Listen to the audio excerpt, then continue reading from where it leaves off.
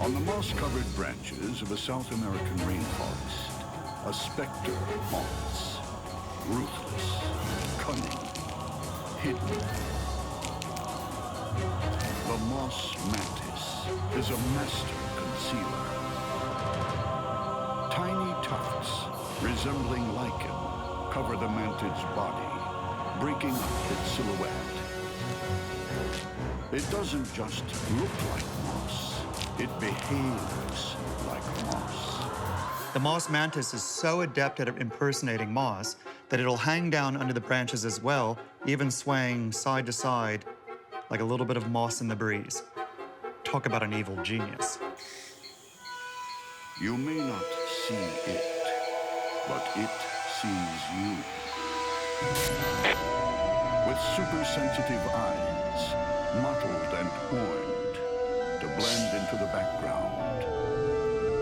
These two large compound eyes give the mantis excellent depth perception, a very wide field of view, and they can even detect motion up to 60 feet away.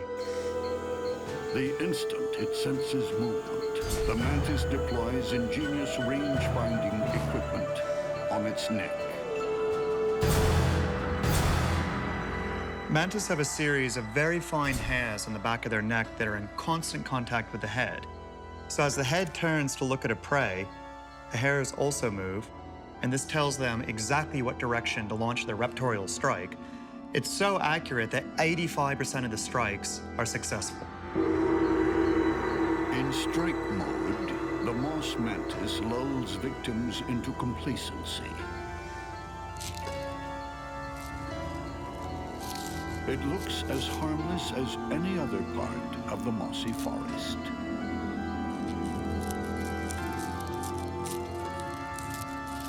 But when it goes on the attack, the Moss Mantis becomes a slick killing machine. Its huge limbs launch it through the air in search of prey. A wolf spider, prowling for food, doesn't realize it's on the menu.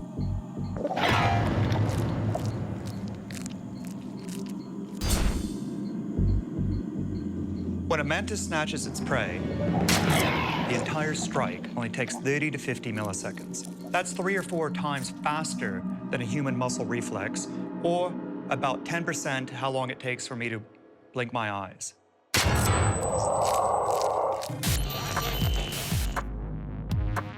Raptorial legs open like switchblades, revealing large spikes that hook the prey and drag it to the waiting mouth.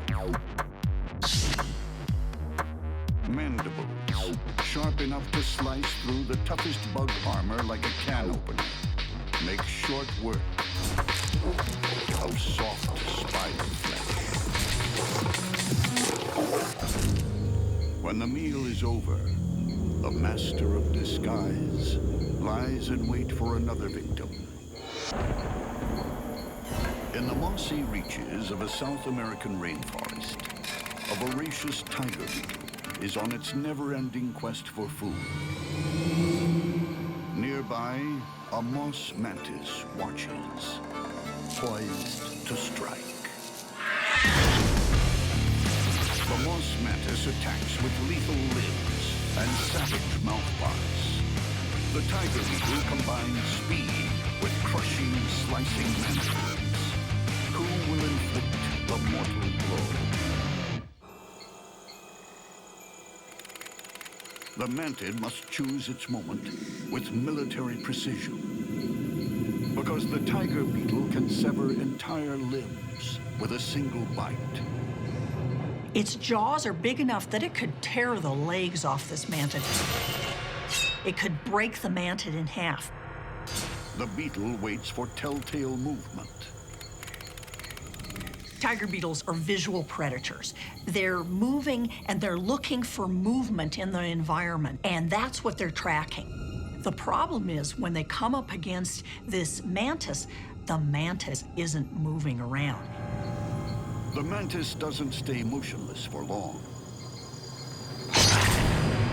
In less time than it takes to blink, switchblade arms snatch the tiger beetle. spins its foe around, keeping the beetle's deadly mandibles at a safe distance. All the while, the mantid's jaws wreak havoc. The mantis's mandibles might be small, but they can cut through just about any bug's armor. Defenseless, the tiger beetle has nowhere to run. Speed isn't everything. Sometimes the animals that just stay very still and then attack very rapidly are really the winners. In the bug world, it isn't always survival of the fastest.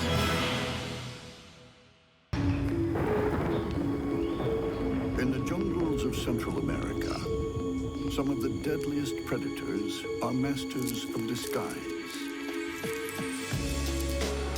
From above or behind, the hooded mantis looks just like a leaf. But if you're prey and it's rearing above you about ready to strike, it looks more like a king cobra, and its bite is just as deadly. Not only is it invisible, the hooded mantis makes other bugs disappear.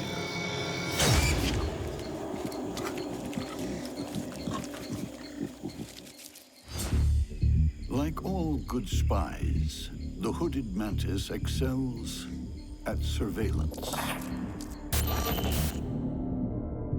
Two huge compound eyes give the mantis stereoscopic vision and excellent view to a kill. It also deploys two extra-long antennae, each lined with tens of thousands of highly sensitive chemoreceptors. Free of debris, they pick up the faintest enemy transmission. The antennae are constantly detecting chemical and physical information, especially when the mantis is sizing up an opponent or prey. This is particularly important when it reaches that stage where the mantis can't risk taking their eyes off the opponent in case they suddenly launch an attack of their own.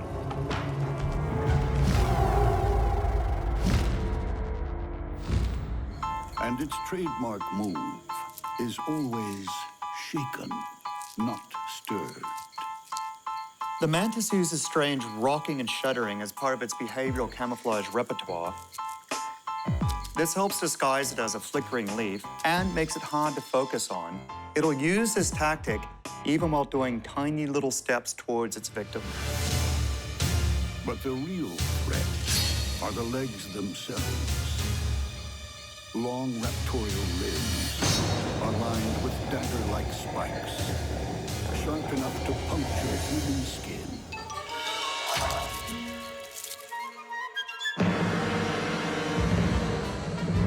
The entire prey capture strategy of mantids revolves around remaining invisible to their targets, striking out of nowhere, pinning their prey with their spiked arms, and then delivering a series of killer bites. A katydid is an armored fighter who also kills for a living. But the hooded mantis has no trouble taking it down. That is a textbook raptorial arm lock. The katydid has absolutely no way of fighting back. Super sharp mandibles, like the teeth of a great white, gouge the victim's head. And when the katydid's dangerous rear legs keep kicking, they are removed with clinical precision.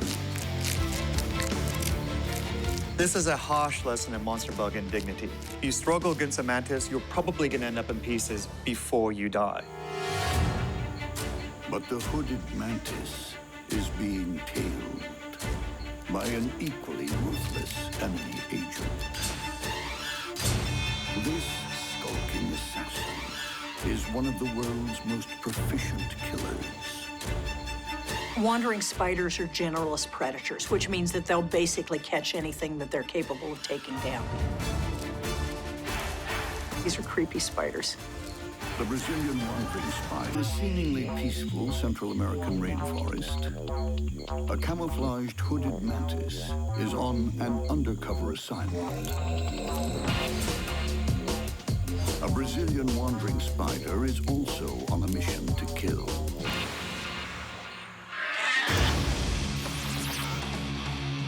The mantid's spiked limbs and super-sharp mandibles are more than a match for the spider's deadly fangs and super-powerful venom.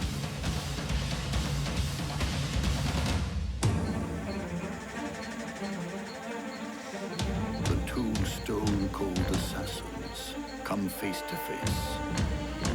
So close, they are actually touching.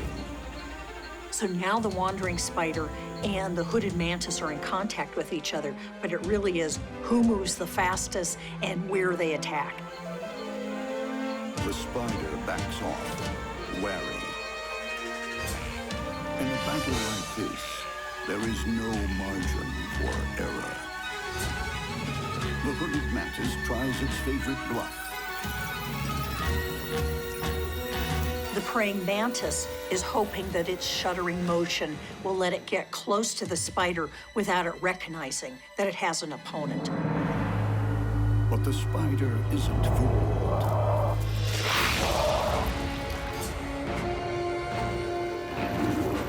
Like a Hollywood fight scene, the enemy agents are locked together in a precarious battle. The mantis is in the perfect position. Its mandibles could rip open the spider's belly. But it's too late. Like poison-tipped umbrellas, the spider's fangs puncture the mantid's thorax. Deadly neurotoxins flood the mantid's body. Within seconds, vital organs begin shutting down.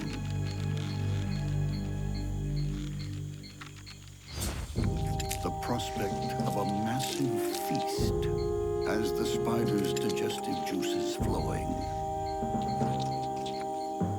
Massive daggers slash the body to pieces. And it's sucked up like a mantis martini. So the king cobra of the mantids goes down. But you can't say he didn't score points for bravery. All that will be left is the mantid's hood, discarded like a dead spy's trench coat. Nearby, another denizen of the dark emerges, hungry for blood. With its heavy armor and creeping crab-like walk, the Vinegaroon is a primeval nightmare. Vinegaroons are like B-grade movie idols. I mean, they're just really scary, monster-looking animals. Massive pedipalps, ending in crude pincers, grab prey in a merciless embrace, then crush it against serrated armor plates. Like all arachnids, the Vinegaroon has 8 legs, but only 6 are used for walking. The first 2 are sensors that the Vinegaroon taps around like a blind person's cane. Its heavy armor is enough to deter most predators. If that doesn't work, the Vinegaroon mounts a reeking rearguard action.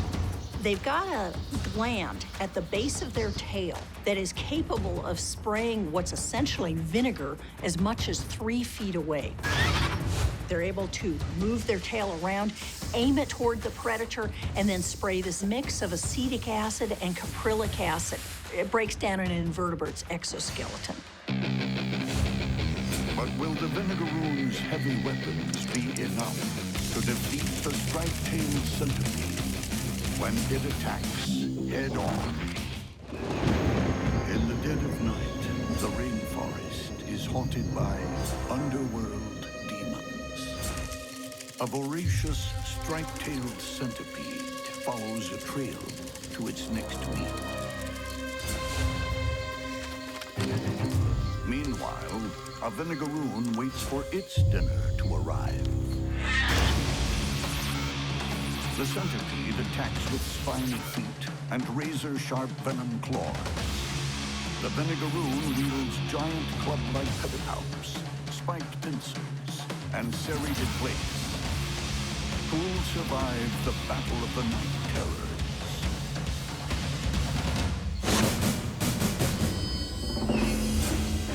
The centipede charges in like a hungry locomotive. But the Vinegaroon grabs first. The centipede lashes its body around. Venom claws looking for a way in. The centipede is tough, but this Vinegaroon has it in a really, really tight grip in the pedipalps. It's almost like being caught in a nutcracker. Oh, that's gotta hurt. Even if the centipede manages to get away, he's going to have a terminal headache, and I don't think he's going to get very far.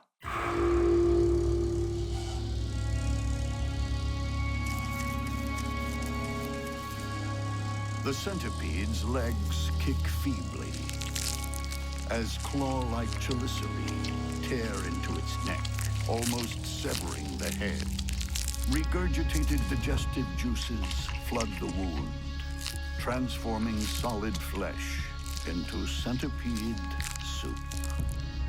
So it seems that the old adage of live by the sword, die by the sword is just as applicable to the bug world as anywhere else.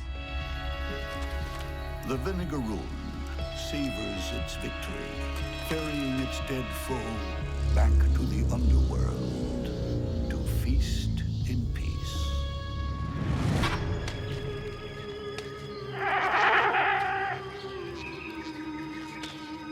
It's one of the rainforest's most bizarre citizens.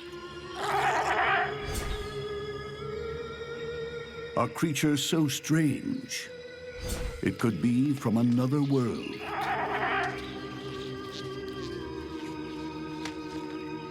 In the bug world, spiny leaf insects are giants, growing up to 5 inches long. They're not only big, they're ugly. Spiny leaf insect wants to avoid a fight. Its first defense is the fact that it looks like a leaf.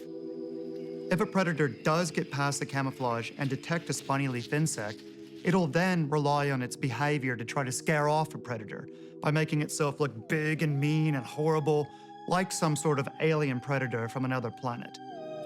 Nature often saves scariness for the vegetarians. You see, they need to deter their predators rather than fight them. Although it looks like some kind of battle bot, the creature isn't naturally aggressive. Its heavy armor and razor spikes are for defense, an almost impenetrable shield. And if a predator does try to take a bite, it'll get a mouthful of those spikes. The spiny leaf insect also keeps a secret weapon. If threatened, the spiny leaf insect will resort to chemical warfare. It has glands that'll squirt out this colorless but extremely stinky liquid that'll deter most predators. A stinking, ugly, spiky giant should be left alone. But in the rainforest, there's one creature who's not so easily deterred. The best defense against the mantis is to avoid it at all costs. But that's not always easy. This spiny leaf insect is out looking for a leafy meal. Unaware, it's venturing into giant rainforest mantis territory. The spiny leaf insect is a browser. It's a vegetarian. Think of it basically as the cow of the insect world. Just spends most of the day hanging out in the tree, chewing on the leaves, minding its own business.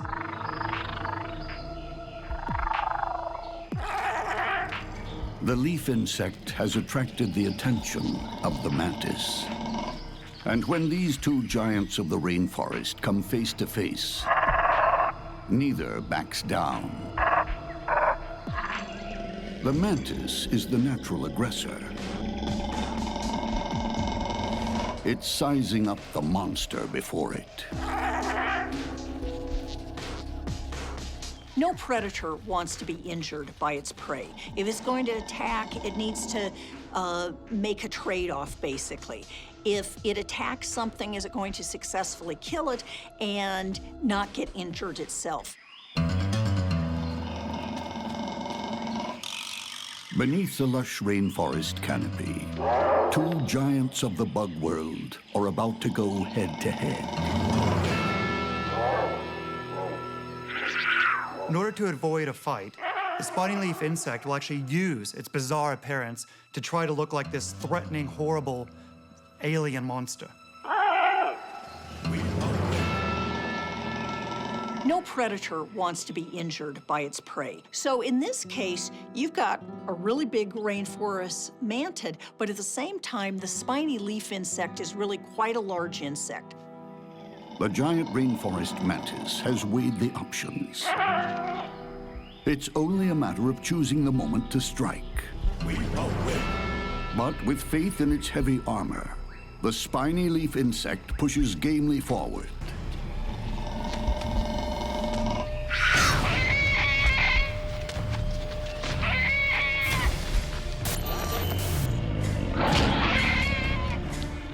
The mantis's powerful jaws start slicing through its victim. The heavy armor is holding. The spiny leaf insect deploys its chemical weaponry. In a fight, a spiny leaf insect is going to rely on its armor to hold out long enough for it to get away. But it's not very fast. It will, however, keep spraying the chemicals, but unless a predator gets a perfect shot and gets deterred by that, it's only a matter of time until it's dinner. The spiny leaf insect has to break free soon, before it's devoured. Breaching the armor, the more the mantis eats, the less its victim can fight.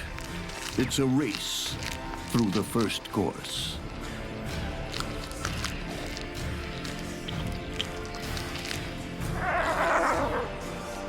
Mantis mouthparts work overtime as cutlery.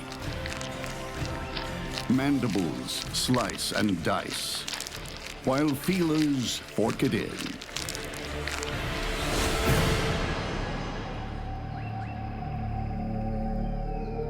Another life ends in the rainforest. What the mantis can't eat, others will. The giant mantis is happy to share now. It's full. And there's a mess to clean up.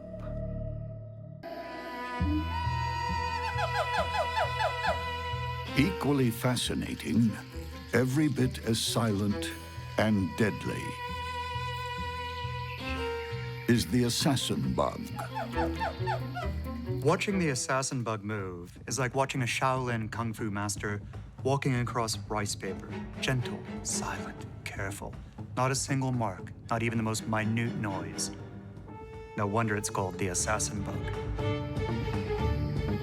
Its weapon of choice is part long, sucking mouth, part syringe for injecting venom. The assassin bug stabs its prey using this long beak-like structure called a rostrum. But with the rostrum, it has additional microstructures called stylids. And what they do is they open up small tears inside the prey, which facilitates the venom flowing in. The assassin bug feeds on any insect it can catch. It's even been known to skewer bats and humans. But it doesn't rely just on its rostrum. It has antennae as long as its body, which gather intel on the grasshopper it's silently stalking. It also plays smart. It imitates a wafting breeze. The assassin bug is being very clever here. As it gets quite close to the prey, it makes its footsteps bouncy and irregular, creating the kind of normal environmental background noise produced by a breeze. And then, with its prey within reach, it does something very odd for a master stalker. It reaches out with an antenna. Assassin bugs have a peculiar habit of using their antenna to gently tap their prey a few times before stabbing them. It's a poorly understood phenomenon. We don't know if it's to confuse the prey or even somehow to hypnotize them, but this is what they do. Whatever the reason, it works. The prey doesn't suspect a thing. Then it struck.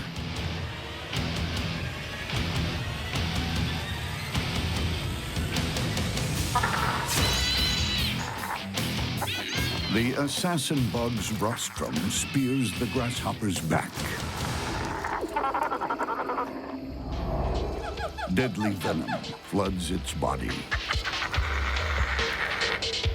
The paralyzing action of the venom takes effect in 3 to 5 seconds. At this point in time, the limbs are unable to move. After about 15 seconds, it is completely paralyzed, even though it's still alive. Prey is sitting there immobilized. Other chemicals that the assassin bug is pumped in is now digesting it even while it's alive. By the time the assassin bug is done, 40 to 60% will have been sucked out as a liquid lunch.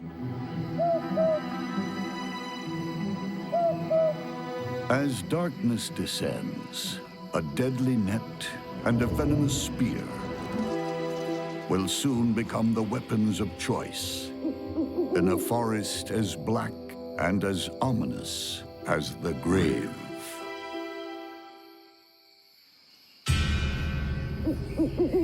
Two bug-world gladiators are about to do battle. One armed with a spear that pierces flesh with ease, and the other with a fast-release net that can finish a fight before it begins.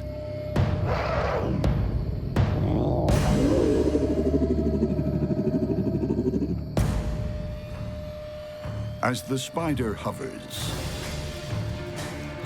the assassin bug closes in, moving ever so slowly, from leaf to branch. The two deadly foes converge in the darkness. The assassin bug needs to get past the net to strike a blow. It tugs on the web, but a foot gets caught.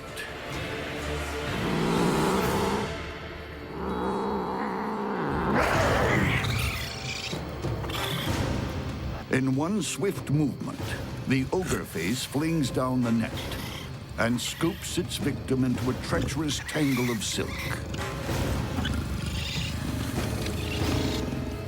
What it will do is it will grab it up, wrap it up with more and more silk, so there's no chance that the assassin bug is able to get its piercing mouth parts out. There's nothing that the assassin bug can do that's going to hurt the ogre-faced spider. The ogre wraps quickly while keeping her distance. The assassin bug stretches its legs to break free of the death shroud. It's too late. With the deadly rostrum safely encased in silk, the ogre face moves in for the kill. The would-be assassin takes a hit of paralyzing venom.